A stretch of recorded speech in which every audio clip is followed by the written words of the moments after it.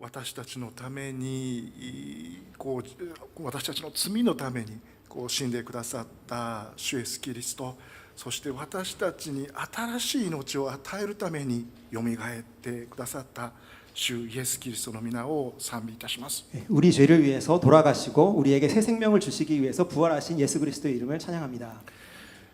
東京キリスト教大学は3つの進学校が合同してスタートした大学です。 동경 기독교 대학은 3개의 학부가 연합해서 시작한 대학입니다. ご存知の通り日本のクリスチャンというのは少ないので、良い質の高い進学教育を提供するために協力しようと、そういう宣教協力に生まれたのが TCU でした。 아시다시피 일본은 크리스찬 인구가 적기 때문에 질이 높은 신학 교육을 주기 위해서 힘을 합쳐서 만든 대학입니다. でそういう意味で TCU っていうのは宣教協力によって教団教派聖書信仰という土台の上に協力していこうと、そういう中で生まれた大学なんです。 그렇기 때문에 저희 대학은 교단을 넘어서 선교를 위해서 합심하자는 그 마음으로 생긴 대학입니다. で私たちの先輩たちのビジョンは単に進学校ではなくて大学にするっていう大きなビジョンでした。 저희 선배들이 가지고 있던 비전은 다만 그냥 신학을 공부하는 것이 아니라 대학교를 만들자, 그 큰 비전을 가졌습니다. TCU は日本で唯一の大学だと思います。 TCU는 일본에서 유일한 신학을 공부하는 대학입니다. TCU に入るためにはクリスチャンであって、しかも献身の証を書いて帰ってくるんです。ですから全員クリスチャンです。 TCU에 입학하기 위해서는 크리스찬이어야 되고 또 헌신의 그 간증을 써야 됩니다. 그렇기 때문에 모두 크리스찬입니다. でそんな大学が日本にあるんです。 그러한 대학이 일본에 있습니다. で御塗教会とも本当に協力しながら福音宣教のために力を合わせていきたいと思っています。 온누리 교회와도 협력해서 이 복음 전도 선교를 위해서 힘을 합치기를 원합니다. 共に礼拝を捧げることができる恵み、もうすでに私は本当に恵みを受けてこの場に立っています。 함께 예배를 드릴 수 있는 이 은혜를 이미 저는 받아서 이 자리에 서 있습니다. で今日皆さんと一緒に心に留めたい御言葉、そしてその説教題を自分を捨てる生き方としました。 오늘 설교 제목을 자신을 버리는 삶의 방법이라고 지었습니다. 自分を捨てる。でこういうふうな考え方は現代は自分らしく生きることが大事にされる時代ですよね。 현대 사회는 자신답게 사는 것이 강조되는 그러한 시대이죠. ですから決してポピュラーな人気のある教えではないと思います。 그렇기 때문에 자신을 버리는 삶의 방법이라는 것은 결코 대중적인 가르침이 아닐 것입니다. ある人にとっては自分を捨てる、それはなんか危険な教えじゃないかと思われる方もいるかもしれませ 어떤 ん。 사람은 나를 버린다? 이거는 매우 위험한 가르침이 아닌가라고 생각할 수도 있을 것입니다.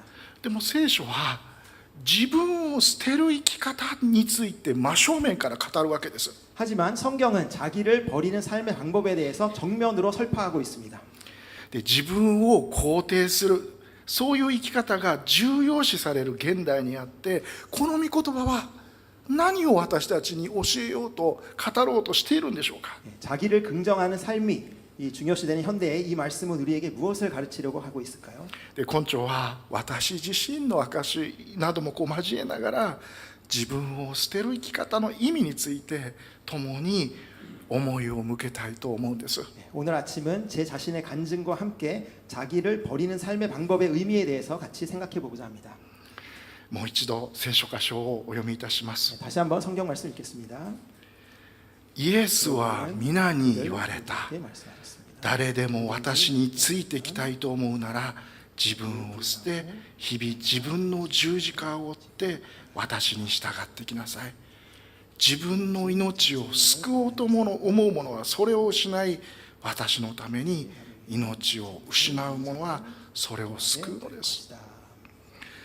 私はクリスチャンホームに生まれました。 저는 기독교 가정에서 태어났습니다. 2代目です。 2대째입니다.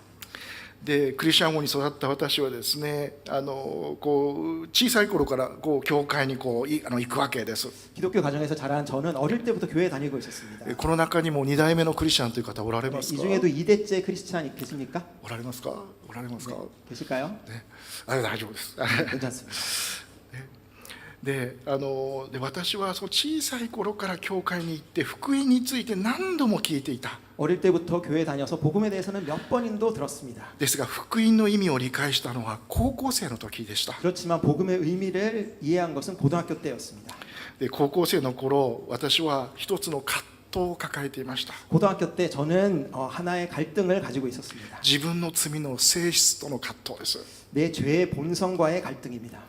聖書の教えに従い正しく生きたいと思えば思うほどそうはできない自分、弱い自分が見えてくるんです。 성경의 가르침에 따라 올바르게 살고 싶다고 생각하면 할수록 내 안에 어쩔 수 없는 약한 자신을 발견하였습니다. 何度も何度もチャレンジするんです。正しい生き方をしよう。神様がこう喜ばれる生き方をしよう。でも私はそれとは真逆のものを欲している。そういう自分を見つけるんです。 몇 번이나 올바르게 살고 싶다, 하나님을 기뻐하게 살고 싶다 그렇게 다짐은 했지만 그렇게 살 수 없고 반대로 반대의 것을 원하고 있는 내 자신을 발견했습니다. でよく漫画などでこう登場人物の心の中に天使の格好をした本人と悪魔の格好をした本人がこう出てきてこう挑み合うというシーンが出てきます。 만화를 보면은 그 등장인물 마음속에 천사의 모습을 한 나 그리고 악마의 모습을 한 내가 나타나서 다투다가 그러한 씬이 나오는 것을 볼 수 있습니다. で面白いなと思うのはその天使と悪魔の両方が本人の形をしているというところです。 흥미로운 점은 이 천사와 악마 모두 본인 자신의 모습으로 그려져 있다는 것입니다. 漫画や映画ではコミカルにこう描かれますけれどもこの内的な葛藤でこれは私たちの魂の状態をこうよく描き出しています。 만화, 영화에서는 익살스럽게 그려지지만 이 내적 갈등은 우리 영혼의 상태를 잘 보여줍니다. 皆さんも自分自身の内にあるこの葛藤ということ罪との葛藤ということをこう経験されてきたと思います。 여러분도 자기 자신의 마음속 갈등 그리고 죄와의 갈등을 경험해 보셨을 거라 생각합니다. でこれは罪ある人間にとってのある意味で普遍的な経験なわけです。 이거는 죄 있는 인간에게 어떤 의미의 보편적인 경험이라 할 수 있을 것입니다. 古代キリスト教のこの恐怖アウグスティヌスは告白という書物を書きその中で自らが改心に至った経緯について詳細に書き記しています。 고대 기독교 교부 아우구스티누스는 고백록이라는 책을 써서 그 안에서 자신이 회심에 이른 경위에 대해서 자세히 이야기합니다. でその中でアウグスティヌスは人間のこう内的な葛藤罪との葛藤について語るんです。 이 책에서 아우구스티누스는 인간의 내적 갈등, 죄와의 싸움에 대해서 이야기합니다. アウグスティヌスはこう熱心なお母様が熱心なこのクリスチャンであったんですね。モニカと言いました。 아우구스티누스는 어머니가 독실한 기독교였고 이름이 모니카였습니다.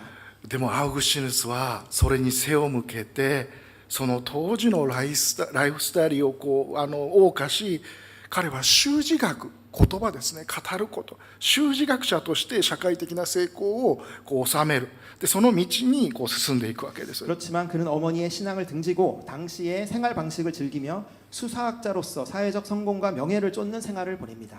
それだけではなくてアウグスティヌスはその当時流行していたマニ教を信じるようにこうなっていくんです。 그뿐만 아니라 그는 당시에 유행했던 마니교를 믿게 됩니다. でもですねアウグスティヌスは徐々にマニ教に満足することができなくなっていくんです。 그렇지만 그는 점차 그 마니교의 가르침에 만족할 수 없게 되었습니다. お母さんの励まし勧めもあって彼はまた教会に通い始めるんです。 어머니가 권하셔서 다시 그는 교회에 다니기 시작합니다. ミラノ司教のアンブロシウスも修辞学者でしたけれどもアンブロシウスの説教を通して彼は目が開かれていくんですキリスト教信仰に。 밀라노 주교 암브로시우스 그도 수사학자였습니다만 그 설교를 통해서 그는 점차 기독교 신앙으로 들어가게 됩니다. アウグスティヌスは自分の内面心の奥深くを見つめる人でした。 아우구스티누스는 자신의 내면 마음속 깊은 곳을 들여다보는 사람이었습니다. でその中で彼は自分の心が病気にかかっているということに気がつきます。 그러면서 그는 자신의 마음이 병들었다는 것을 깨닫습니다. でこの心の病気は内的な葛藤という症状を通して現れます。 이 마음의 병은 내적 갈등이라는 증상을 통해 나타납니다. 自分が正しいこと、良いことを望んでいるにもかかわらず、それに従うことができないという自分を見出していくんです。 자신이 선을 원하면서도 그것을 따를 수 없는 자신을 발견했던 것입니다. アウグスティヌスはこの世の欲、情欲や野心、そういうものにとらわれた状態から抜け出したいと願うんです。 아우구스티누스는 이 세상적인 정욕 그리고 야망에서 벗어나고 싶다고 원하였습니다. そうではなくて真理と善を愛する生活に入りたいと願うんです。 그게 아니라 진리와 선을 사랑하는 삶에 들어가고 싶다고 원하였습니다. ですけれども、それを完全に選ぶということをできない自分がいることを彼は見出すんです。 그렇지만 그것을 온전히 선택할 수 없는 자신이 있다는 것을 그는 발견했습니다. 私が告白を読んだのは大学に入ってからでした。 제가 고백록을 읽은 것은 대학에 들어간 후였습니다. でもですね、この告白を読んで、内的な葛藤という問題は、これは私だけの問題ではない、これは人間の普遍的な課題なんだということが分かりました。 그렇지만 고백록을 읽고 나서 이 내적 갈등이라는 것은 나만의 문제가 아니라 이거 보편적인 인간의 문제라는 것을 알게 되었습니다. アウグスティヌスは次のように告白で書いているんです。 아우구스티누스는 고백록에 다음과 같이 기록했습니다. 私の2つの意志が、一つは古く、一つは新しく、一つは肉により、一つは霊による意志が互いに争い合って、その闘争によって私の魂を引き裂いた。 나의 두 가지 의지가 하나는 오래됐고 하나는 새로우며 하나는 육이고 하나는 영이어서 두 의지가 서로 다투어 그 다툼이 나의 영혼을 찢었다. ガラテヤ書5章17節にはこのように記されています。 갈라디아서 5장 17절에는 이렇게 기록되어 있습니다. なぜなら肉の願うことは御霊に逆らい、御霊は肉に逆らうからです。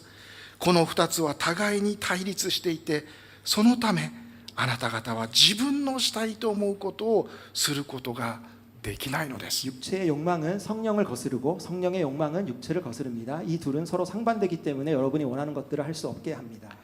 アウグスティヌスはこのような状態を魂の病気と呼びます。 아우구스티누스는 이러한 상태를 영혼의 병이라고 부릅니다. 魂の病気とは意志が分裂した状態を意味します。 영혼의 병이란 의지가 분열된 상태를 말합니다. 一つのこと、すなわち神が喜ぶ善と真理のみを欲することができない、そういう状態です。 한 가지, 즉 하나님이 기뻐하시는 선과 진리만을 원할 수 없는 그 상태입니다. 意志が分裂分断しているので、完全に一つのことを願うことができない状態です。 의지가 분열, 분단되어 있기 때문에 온전히 한 가지만을 원할 수 없는 상태입니다. アウグスティヌスは次のようにも書いていま 네, す。 아우구스티누스는 다음과 같이도 썼습니다. 敵は私の意志を捉えて、私の意志から私を縛る鎖を作り、それをもって私を縛り上げた。 적들은 나의 의지를 사로잡아 내 의지로 나를 묶을 사슬을 만들어 그것으로 나를 묶었다. で、私自身も高校生の時ですね、この魂の病気と向き合いました。 저 또한 고등학교 때 이 영혼의 병을 직면했습니다. で、そんな私はもう打ちのめされていたんです。 그리고 그 일에 철저하게 좌절하였습니다. で、そんな時に私は生まれて初めて自分から聖書に手を伸ばしました。 그때 제가 태어나서 처음으로 스스로 성경을 피게 되었습니다.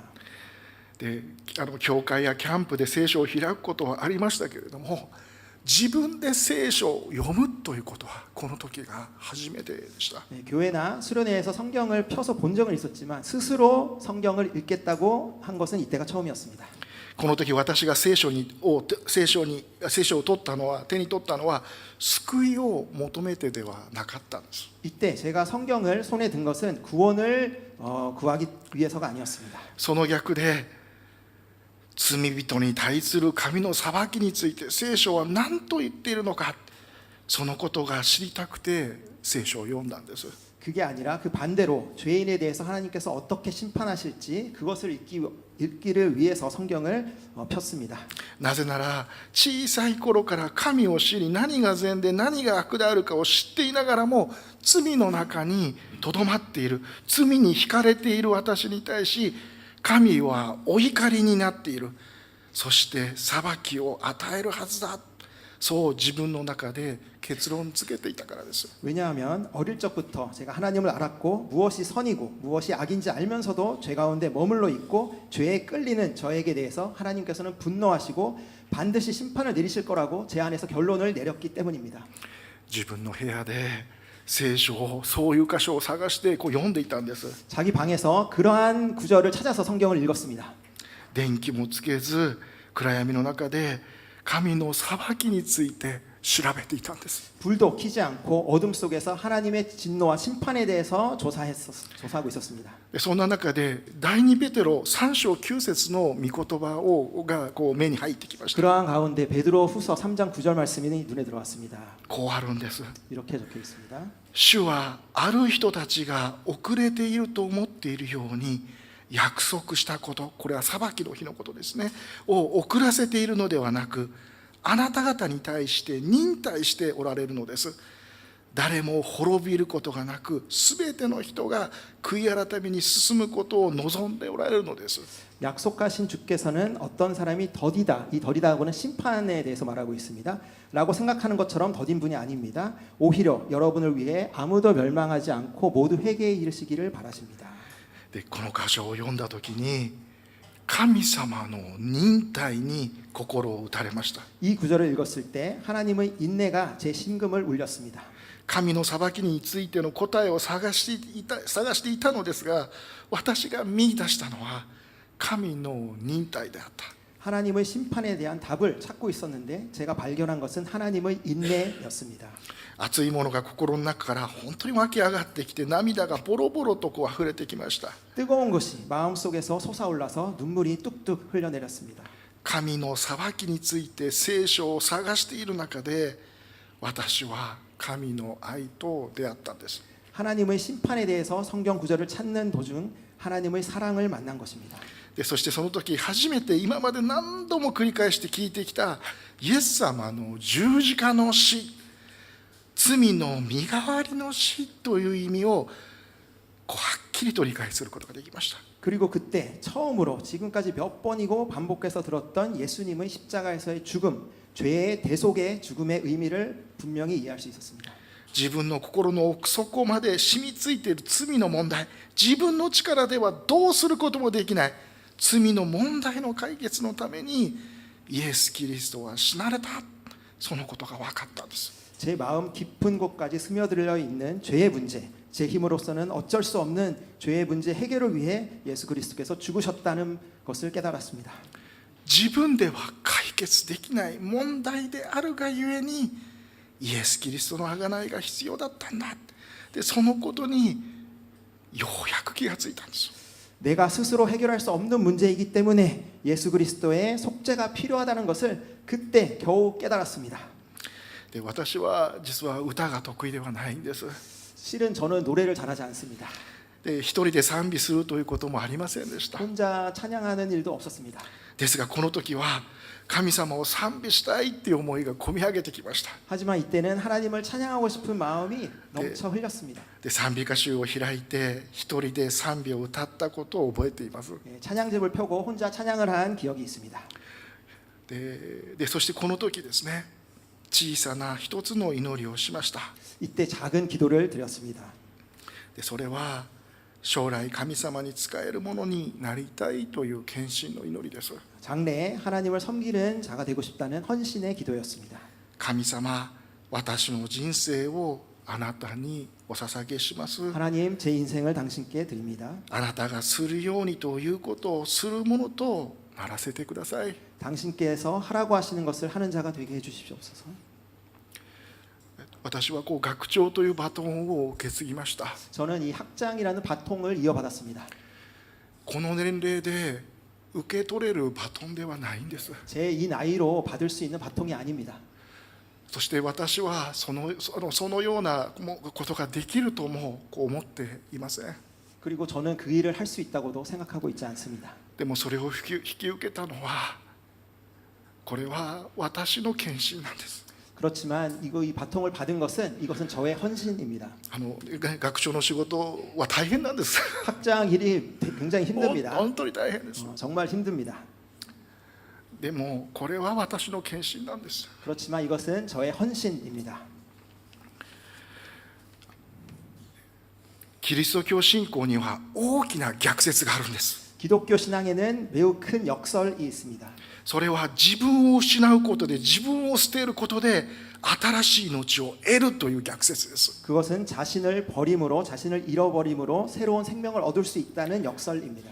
ね、ナルニア国物語で知られている C.S. ルイスはキリスト教の聖髄という本を書いて、その最後を新しい人間という章で締めくくるんです。 나니아 연대기로 알려진 C.S. 루이스는 순전한 기독교라는 책을 썼는데 마지막 장을 새로운 인간이라는 장으로 마무리합니다. でこの章において、いかに自分に死ぬことがキリスト教信仰における本質的なファーストステップ、第一歩であるかについて C.S. ルイスは最後の章に一番大事なところですよね、そこに語るんです。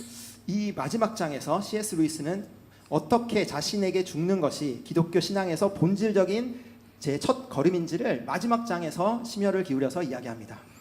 少し長いですが引用を読ませていただき 조금 ます。 길지만 인용을 하겠습니다. 本当の自己献身が行わなければならない。 진정한 자기 헌신이 이루어져야 한다. 我々はいわば全面的に自己を捨てなければならない。 말하자면 우리는 전적으로 자기를 버려야 한다. 我々のなすべき第一歩は自分のことを全く忘れることである。 우리가 해야 할 첫 걸음은 자신을 완전히 잊는 것이다. 自己を捨てなさい。 자신을 버려라. そうすればあなたはあなたの本当の自己を見出すであろう。 그러면 당신은 당신의 진정한 자아를 찾을 것이다. 自分の命を失うならあなたはそれを獲得するであろう。 만일 당신이 당신의 삶을 버린다면 당신은 그것을 얻을 것이다. 毎日あなたの野心とあなたの好きな願いとをしなしめ、最後の日にはあなたの全身が死に渡される、その死を感受しなさい。 매일 당신의 야망과 당신이 가장 좋아하는 소망을 죽음에 이르게 하고 마지막 날에는 당신을 죽음에 이르게 하는 그 죽음을 온 몸으로 감수하라. あなたの全存在を挙げてこれを感受しなさい。 당신의 모든 것을 들어 이를 감수하라. そうするならあなたは永遠の命を見出すだろう。 그러면 당신은 영원한 생명을 찾을 것이다. 我々のなすべき第一歩は自分のことを全く忘れることである。 우리가 해야 할 첫 걸음은 자신을 완전히 잊는 것이다. で C.S. ルイスがこの文章を書いた時に、今日読んだ聖書を下敷きにしているということは明らかでしょう。 C.S. 루이스가 이 부분을 썼을 때 오늘 성경 구절을 바탕으로 했다는 것은 분명할 것입니다. ルカの福音書9章23節24節、 누가복음 9장 23, 24절 イエスは皆に言われた。 그리고는 그들 모두에게 誰でも 말씀하셨습니다. 私についてきたいと思 누구든지 う 나를 なら 따르려면 自分を捨て 자기를 부인하고 日々自 날마다 分の十字架を背負っ 자기 て 십자가를 私に従 따라야 ってきなさい。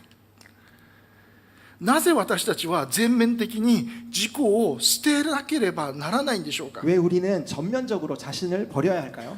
自分を捨てること、自我を明け渡すことがなぜキリスト教信仰の第一歩、私たちの献身の歩みの一歩なのでしょうか。 자기를 버리는 것, 자아를 내어주는 것이 왜 기독교 신앙의 첫 걸음, 우리 헌신의 여정의 첫 걸음일까요? でそれはそもそも人間は、私たちは神によって作られた存在だからです。 그것은 애당초 우리가 인간이 하나님에 의해 창조된 존재이기 때문입니다. 私たちが本当の自分のためになるには自分から始めるんじゃなくて、自分の願いや欲望から始めるんではなくて、神の思い、そこから始める必要があるんです。 우리가 진정한 자신이 되기 위해서는 나의 소망이나 나의 욕망으로 시작하는 것이 아니라 하나님의 생각으로부터 시작할 필요가 있습니다. 私たちは自分の思う通りに生きようとすればするほど、この世界のさまざまな声に取り込まれてしまって不自由になっていきます。 우리는 내 생각대로 살려고 하면 할수록 이 세상의 다양한 목소리에 휘둘리게 되고 자유롭지 않게 됩니다. その逆に私たちの欲望や野心を神様に明け渡すことによって、私たちは本来の自分自身になることができる。 그 반대로 우리의 욕망과 야망을 하나님께 내어 드림으로써 우리는 본래의 자기 자신이 될 수 있습니다.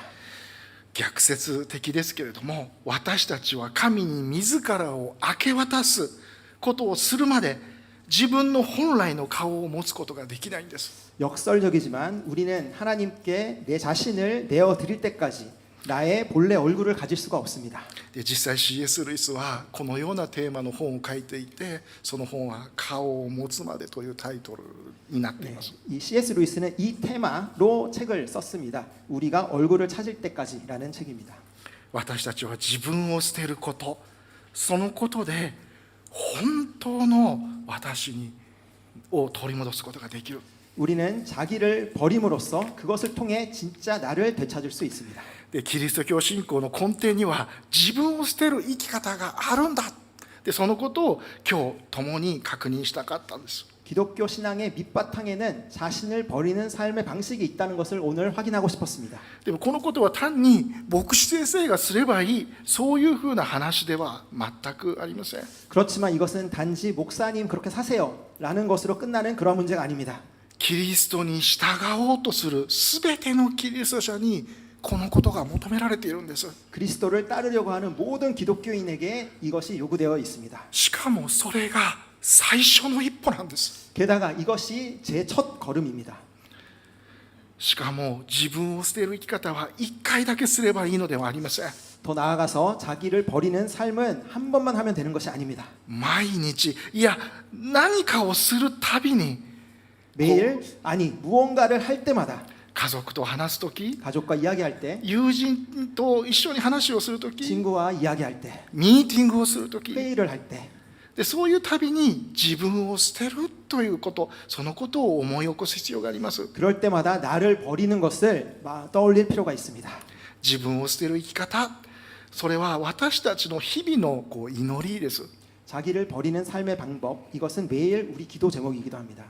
救われた罪人である私たちが完全に自我に死ぬということはこの世にあってはなし得ないことでしょう。 구원받은 죄인인 우리가 완전히 자아에게 죽는 것은 이 세상에서는 아마 불가능할 것입니다. ですけれどもキリストを着た者として私たちは自分を捨てるという生き方ができるようにされているということも事実なんです。 그렇지만 그리스도를 옷 입은 자로서 자기를 버리는 삶을 살 수 있도록 해 주시고 계시다는 것도 이것도 사실입니다.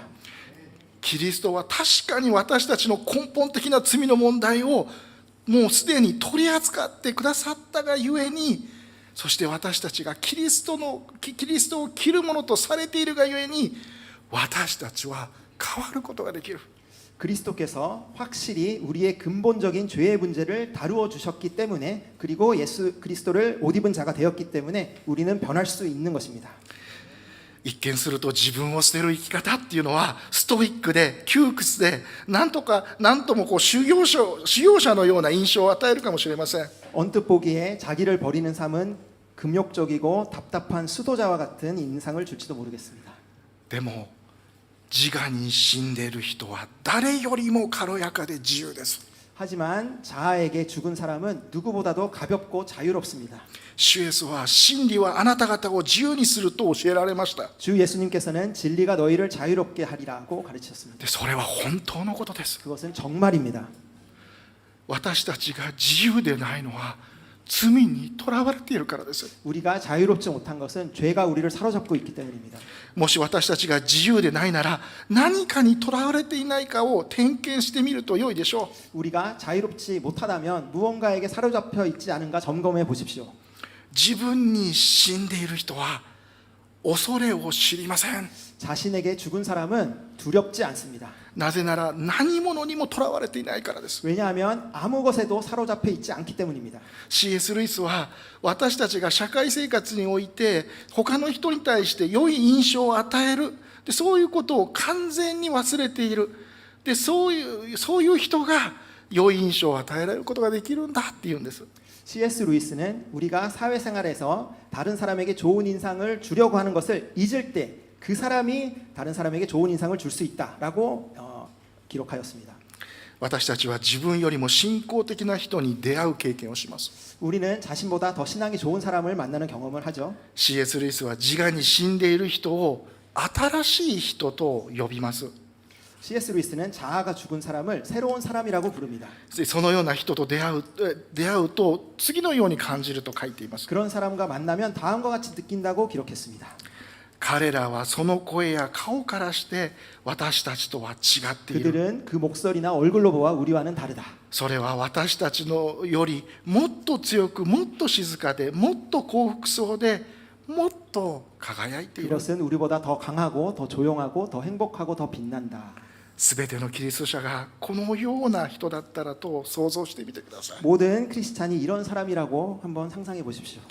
私たちはすでに自分に死んだ者たちです。 우리는 이미 자기 자신에게 죽은 자들입니다. そして日々の生活において自分を捨て、それぞれの十字架を追って生きるように私たちは召されています。 그리고 매일의 삶에서 자기를 버리고 각자의 십자가를 지고 따르도록 우리가 부름받았습니다. キリストこそが自分を捨てる生き方の模範です。 그리스도야말로 자기를 버리는 삶의 모범이십니다. キリストがそうであったように自分を捨てることを知っている人は声や顔からして異なっていて、謙遜でありながらも力強く確信に満ちており、静かでありながらも大胆で威厳があります。 그리스도께서 그러셨듯이 자기를 버리는 것을 아는 사람은 목소리나 얼굴부터 달라서 겸손하면서도 힘있고 확신에 차 있으며 조용하면서도 담대하고 위엄이 있습니다. そのような人は誰よりも自由で軽やかで最も満たされている人です。 그런 사람은 누구보다도 자유롭고 가벼우며 가장 충만한 사람입니다. 祈ります。 기도하겠습니다. イエスは皆に言われた。 그리고는 誰 그들 も 모두에게 私についてき 말씀하셨습니다. たいと思うなら自分を 누구든지 捨 나를 て 따르려면 자기를 日々 부인하고 自分の十字架を追って 날마다 자기 私に 십자가를 従 지고 ってき 따라야 なさい。 합니다. 天の父なる神様、 하늘에 계신 아버지 하나님, 日々自分に死ぬ、自分を捨てることの幸いを私たちに教え、それぞれに与えられている十字架を背負うものとしてください。 날마다 자신에게 죽는 그 행복을 가르쳐 주시고 각자에게 주어진 십자가를 지는 자가 되게 하여 주옵소서.